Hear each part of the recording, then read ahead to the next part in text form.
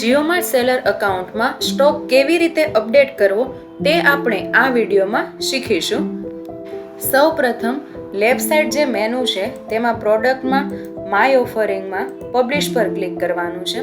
હવે તમારે જે પ્રોડક્ટનો સ્ટોક અપડેટ કરવાનો છે તે પ્રોડક્ટનું ટાઇટલ અથવા તો તેનો SKU અહીંયા સર્ચ કરવાનો છે.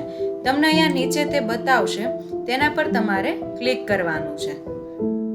હવે તમારે આ પ્રોડક્ટની અંદર સ્ટોક અપડેટ કરવાનો છે તો સૌપ્રથમ અહીંયા ક્લિક હિયર પર ક્લિક કરો. ત્યારબાદ અહીંયા જે 3 નંબરનું પેજ છે તેમાં નીચે સ્ક્રોલ કરતા જવાનું છે. ત્યારબાદ અહીંયા એક્શનમાં જે મેનુ દેખાય છે ત્યાં પણ નીચે ક્લિક કરો.